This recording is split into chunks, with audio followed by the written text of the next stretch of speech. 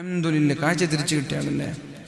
കാസിലൈനിലെ യുവാക്കളുടെ കൂട്ടായ്മ ഒരു പോത്ത് അഥവാ ഏകദേശം 25,000 രൂപ ഏറ്റെടുത്തിരിക്കുകയാണ്. ചെറിയൊരു എക്സ്ക്യൂസ് ഞാൻ പറയാണ്.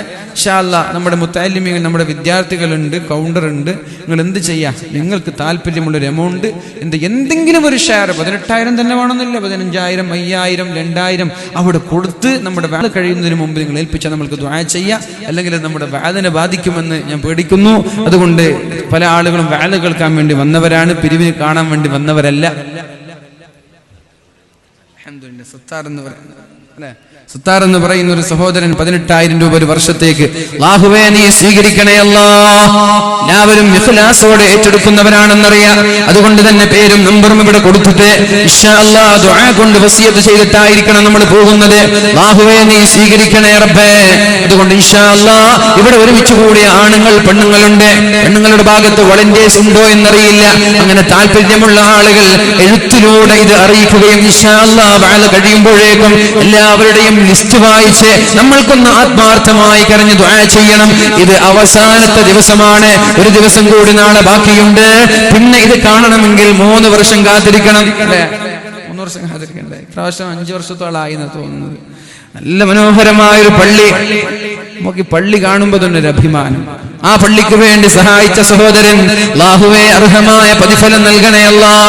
മൻ ബനാ ലില്ലാഹി മസ്ജിദൻ കമിഫഹസി ഖതാത്തിൻ, ഒരു മാടപ്രാവിന് ഇരിക്കാൻ പറ്റുന്ന പള്ളി ഒരാൾ നിർമ്മിച്ചാൽ ബനല്ലാഹു ലഹു ബൈതൻ ഫിൽ ജന്ന, സ്വർഗ്ഗീയ ലോകത്ത് അവന് വേണ്ടി അല്ലാഹു ഒരു വീട് പണിയുമെന്ന് പരിശുദ്ധ റസൂലുള്ളാഹ്.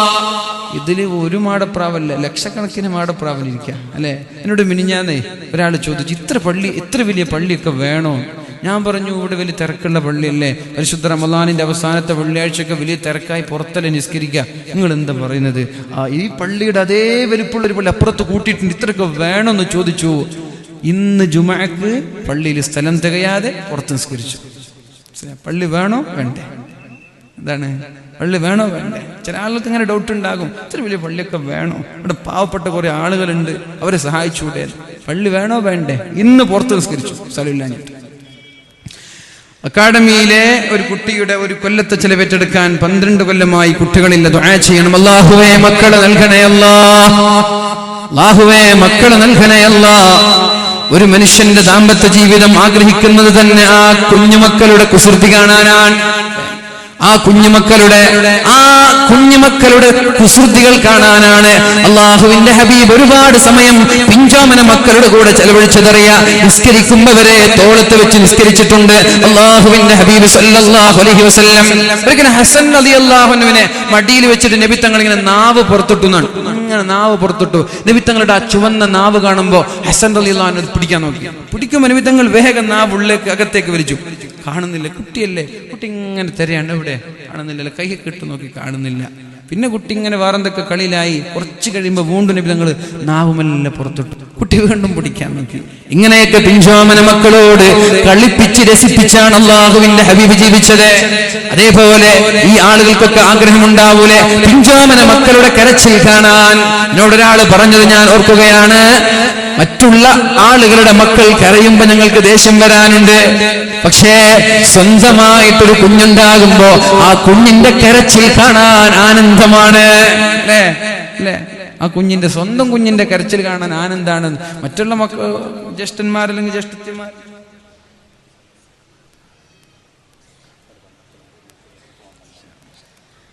അല്ലെ, മറ്റുള്ള നിങ്ങളെ കരയുമ്പോൾ ഇങ്ങനെ ഒരു ടെൻഷൻ, ഒരു പ്രയാസം നമ്മൾക്ക് തോന്നും. പക്ഷെ സ്വന്തം കുഞ്ഞിന്റെ കരച്ചിൽ കണ്ടിട്ട് ആസ്വദിക്കാൻ അല്ലാഹുവേ നിരാശരാക്കല്ല റബ്ബേ.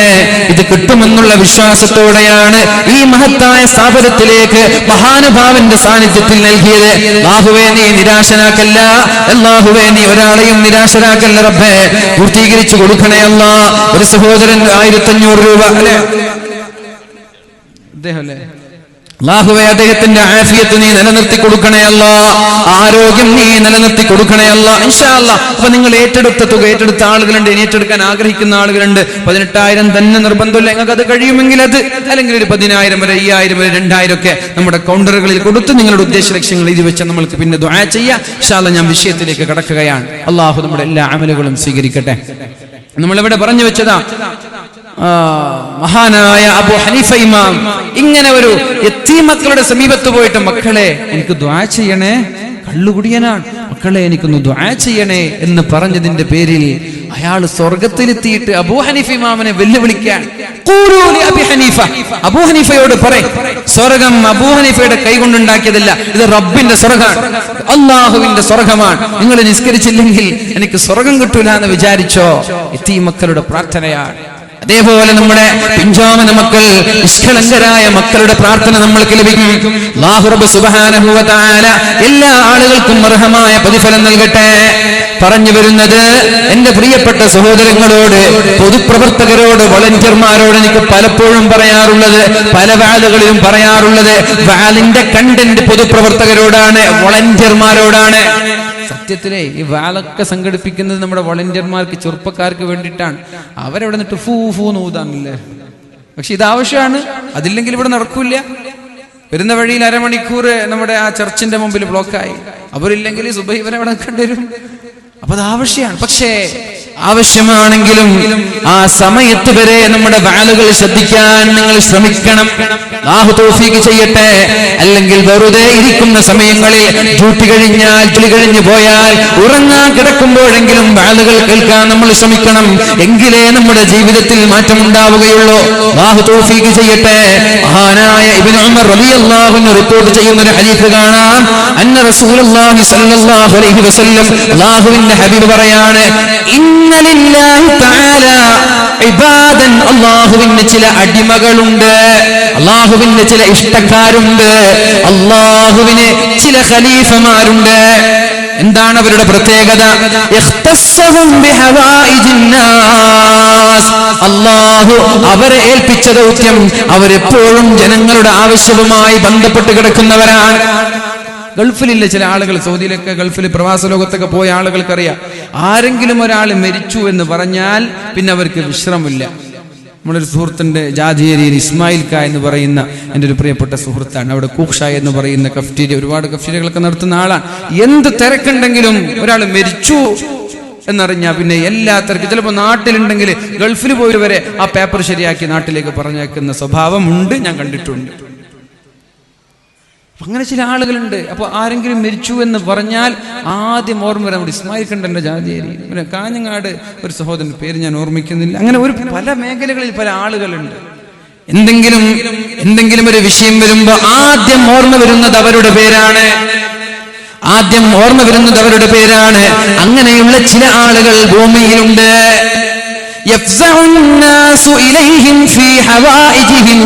ജനങ്ങൾക്ക് എന്തെങ്കിലും ആവശ്യമുണ്ടാകുമ്പോ ആളുകൾ നേരെ ഓടുന്നത് അവരുടെ അടുത്തേക്കാണ്. നമ്മുടെ തളങ്കരയിലുമുണ്ട് അങ്ങനെയുള്ള ഒരുപാട് ആളുകൾ. എന്തെങ്കിലും ഒരു ആവശ്യമുണ്ടാകുമ്പോ ഇന്നാലിന്ന ആളുകളുടെ സമീപത്തേക്ക് പോവാ, എങ്കിലതിൽ പരിഹാരമുണ്ട്. അയാളെടുത്ത് പോയാൽ ശരിയാവും, അയാളെടുത്ത് പോയാൽ ശരിയാവും. അങ്ങനെയുള്ള ചില ആളുകൾ, അങ്ങനെയുള്ള ആളുകളുടെ പ്രത്യേകതകൾ എന്താണ്? ഉലൈക ഹുമുൽ ആമിനൂന മിൻ അദാബില്ലാഹ്, അവർ അല്ലാഹുവിന്റെ അദാബിൽ നിന്ന്, അല്ലാഹുവിന്റെ നരകത്തിൽ നിന്ന് രക്ഷപ്പെട്ടവരാണ് എന്ന് മുഹമ്മദുർ റസൂലുള്ളാഹ്. നമ്മൾ എന്തെങ്കിലും ആവശ്യമുണ്ടാകുമ്പോ ആരുടെ പേരാണ് ആദ്യം ഓർമ്മ വരുന്നത്? സ്ഥാപനത്തിൽ എന്തെങ്കിലും ഒരു കാര്യം ആവശ്യമുണ്ട്, എന്തെങ്കിലും ഒന്ന് ചെയ്യാനുണ്ട്, ഇന്നാലിന്ന കമ്മിറ്റിക്കാരെ വിളിച്ചാൽ അത് ശരിയാവും, ഇന്നാലിന്നാളെ വിളിച്ചാൽ അത് എന്തായാലും അത് കോളാവുന്ന ഉറപ്പാണ്. അപ്പൊ അയാൾക്ക് വിളിക്കുന്ന വേണ്ട, ശരിയാവുന്ന ആൾക്ക് വിളിക്കാം. അയാളുടെ പ്രത്യേകത എന്താ? ഉലൈക ഹുമുൽ ആമിനൂന മിൻ അദാബില്ലാഹ്, അവർ അല്ലാഹുവിന്റെ അദാബിൽ നിന്ന് രക്ഷപ്പെട്ടവരാണ് എന്ന് പരിശുദ്ധ റസൂലുള്ളാഹ്. എന്തോരു ഭാഗ്യവാന്മാരാണവർ.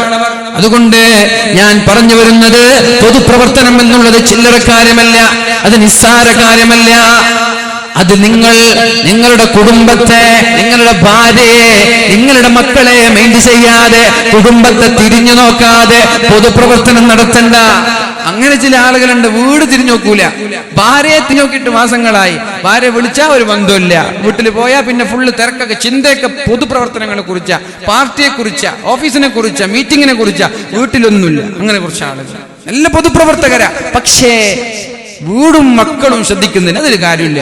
മക്കളെയും ഭാര്യമാരെയും എല്ലാം ശ്രദ്ധിച്ച് അവർക്ക് നൽകേണ്ട പരിഗണന നൽകിയിട്ട് വേണം പിന്നെയാണ് നാട്ടിലേക്ക് ഇറങ്ങി നാട്ടുകാർക്ക് എന്ത് ആവശ്യമുണ്ടായാലും ഞാനത് ചെയ്തു കൊടുക്കുമെന്ന് പറഞ്ഞ് ഓടിച്ചാടി നടക്കുന്ന ആളുകൾ, അങ്ങനെയുള്ള ചെറുപ്പക്കാർ, അങ്ങനെയുള്ള പ്രവർത്തകർ, അങ്ങനെയുള്ള സംഘാടകർ ഹുമുൽ ആമിനൂന മിൻ അദാബില്ലാഹ്, അവർ അല്ലാഹുവിന്റെ അദാബിൽ നിന്ന് രക്ഷപ്പെട്ടവരാണ് എന്ന് പരിശുദ്ധ റസൂലുള്ളാഹ്.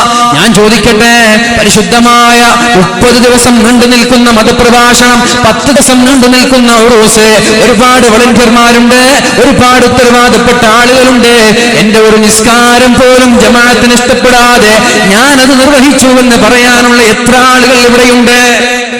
അങ്ങനെ പറയാൻ പറ്റുന്ന എത്ര ആളുകളുണ്ട്? ഒരു മാസം ഞാൻ വളണ്ടിയറായി പ്രവർത്തിച്ചു, എൻ്റെ ഒരു നിസ്കാരവും ജമാഅത്ത് പോട്ടെ കളായിട്ടില്ല എന്ന് പറയാൻ പറ്റുന്ന എത്ര ആളുകളുണ്ട്? സാമൂഹിക പ്രവർത്തനങ്ങളൊക്കെ നല്ലതാണ്. നിസ്കാരം ഒഴിവാക്കിയിട്ടുള്ള സാമൂഹിക പ്രവർത്തനങ്ങൾക്ക് പ്രസക്തിയില്ല.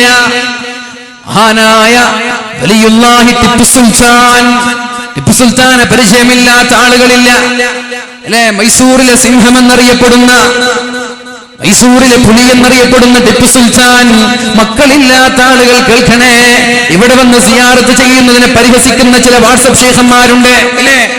ഞങ്ങളുടെ വാട്സപ്പിലൊക്കെ അതിന്റെ വീഡിയോകൾ കാണാം, അതിന്റെ ഓഡിയോകൾ കേൾക്കാം. വിഡ്ഢികളായ ചില ആളുകൾ, വിവരദോഷികളായ ചില ആളുകളുണ്ട്. ഞാൻ പറയട്ടെ, ടിപ്പു സുൽത്താൻ എന്ന് പറയുന്നത് അള്ളാഹുവിന്റെ വലിയാണ് അദ്ദേഹം. ഹൈദർ അലി ഖാനും ഫഖറുന്നിസയ്ക്കും മക്കളില്ലാതെ ഒരുപാട് കാലം പ്രാർത്ഥിച്ചിട്ട് ടിപ്പു മസ്താൻ എന്ന് പറയുന്ന ദർഗയിലേക്ക് നിരന്തരമായി അവിടെ ചെന്നിട്ട് ഫഖറുന്നിസ എന്ന് പറയുന്ന ഹൈദർ അലി ഖാന്റെ ഭാര്യയ്ക്ക് എപ്പോഴും മക്ബറയിൽ തന്നെ ഇരുന്നിട്ട് ദുആ ചെയ്യലായിരുന്നു പണി. നിരന്തരമായി മക്ബറയിൽ വന്ന് ദുആ ചെയ്തിട്ട് അല്ലാഹു ഒരു കുഞ്ഞിക്കാല് കാണാൻ ഭാഗ്യം നൽകി. ആ കുഞ്ഞിക്കാലാണ്, ആ കുഞ്ഞുമോനാണ് ടിപ്പു സുൽത്താൻ എന്ന പേരിൽ അറിയപ്പെടുന്നത്. ആ മസ്താന്റെ ദർഗയിൽ ചെന്നിട്ട് ദുആ ചെയ്ത് പ്രാർത്ഥിച്ച് ലഭിച്ച കുഞ്ഞായത് കാരണം ഞാൻ പറയുന്നത്, ഇത് ഇന്ന് തുടങ്ങിയതല്ല. മക്കാമിൽ പോയി ദുആ ചെയ്യുന്നത് കാഴ്ചശക്തി കിട്ടാൻ, കേൾവി ശക്തി ലഭിക്കാൻ, മക്കളെ ലഭിക്കാനൊക്കെ മക്ബറയിൽ പോയി, മസാറിൽ പോയി, ഔലിയാക്കളുടെ മഹാന്മാരുടെ സമീപത്തേക്ക് പോയി ദുആ ചെയ്യാൻ തുടങ്ങിയത് 2000-ലല്ല, 2018-ലല്ല, ഒരുപാട് വർഷങ്ങൾക്ക് മുമ്പ് ടിപ്പു സുൽത്താന്റെ മാതാവ് നിരന്തരമായി മസ്താൻ ദർഗയിൽ ദുആ ചെയ്തിട്ട് അല്ലാഹു ഒരു കുഞ്ഞിനെ നൽകുകയുണ്ടായി. ഏത് മഹാനുഭാവന്റെ സമീപത്ത് വെച്ചാണോ ദുആ ചെയ്തത്, അത് കാരണത്താൽ കുഞ്ഞ് ലഭിച്ചത് കാരണം ആ മഹാനുഭാവന്റെ പേര് ഞാൻ എന്റെ മകന് നൽകുമെന്ന് ഉമ്മ നേർച്ചയാക്കി. ആ മഹാന്റെ പേര് ഞാൻ എന്റെ മകന് നൽകുമെന്ന് നേർച്ചയാക്കി. ആ പേരാണ് പ്രസവിച്ചപ്പോൾ ടിപ്പു സുൽത്താൻ എന്ന പേര് നൽകിയത്.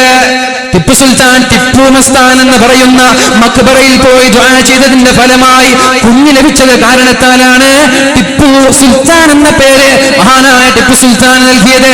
മഹാൻ എന്ന് പറയുന്നത് വെറുതെയല്ല, അള്ളാഹുവിന്റെ വലിയാണ് അദ്ദേഹം. നമ്മൾ പഠിച്ചിട്ടില്ല RSSകാരന്റെ വർഗീയവാദികളുടെ പരിശുദ്ധമായ പരിശുദ്ധമായ മഹാഭാരതത്തിന്റെ സംസ്കാരങ്ങൾക്ക് കളങ്കമേൽപ്പിച്ചുകൊണ്ട് പഴയകാല പ്രതാപങ്ങളെ നഷ്ടപ്പെടുത്തിക്കൊണ്ട് വർഗീയവാദങ്ങൾ പ്രചരിപ്പിക്കുന്ന ചില ആളുകളുണ്ട്. അവർക്ക് ടിപ്പു വർഗീയവാദിയാണ്, അവർക്ക് ടിപ്പു തീവ്രവാദിയാണ്. പക്ഷേ ഞാൻ പറയട്ടെ, ടിപ്പുവിന്റെ ചരിത്രം യാഥാർത്ഥ്യമായി അത് പകൽ വെളിച്ചം പോലെ വ്യക്തമാണ്. ചില ബ്രിട്ടീഷുകാരായ എഴുത്തുകാർ അവരുടെ താല്പര്യങ്ങൾക്ക് വേണ്ടി ടിപ്പു സുൽത്താനെ ഇകഴ്ത്തി എഴുതേണ്ടത്, ടിപ്പു സുൽത്താനെതിരെ കരിവാരി തേക്കേണ്ടത് അവരുടെ അധികാരത്തിന്റെ ആവശ്യമായതുകൊണ്ട് ഒരുപാട് ഇല്ലാത്ത നുണപ്രചരണങ്ങൾ, നുണക്കഥകൾ എഴുതി വെച്ചിട്ട് അതേപോലെ കോപ്പിയടിച്ചിട്ട് നമ്മുടെ ഭാരതത്തിലെ ചില ആളുകൾ മഹാനായ ടിപ്പു സുൽത്താനെ തീവ്രവാദിയാക്കാനും വർഗീയവാദിയാക്കാനും ശ്രമിക്കുമ്പോ എന്റെ ചെറുപ്പക്കാരോട് പറയുന്നത്, വാട്സപ്പിൽ കളിച്ച് സമയം കൊല്ലുമ്പോ, ഫേസ്ബുക്കിൽ കളിച്ച് സമയം കൊല്ലുമ്പോ, വെറുതെ അനാവശ്യമായി നടന്നിട്ട് അലഞ്ഞു തിരിഞ്ഞിട്ട് സമയം കൊല്ലുമ്പോ നമ്മുടെ മഹാന്മാരായ പൂർവസൂരികളായ ഒരുപാട് മഹാന്മാരുടെ ചരിത്രം നമ്മൾ പഠിക്കേണ്ടതുണ്ട്.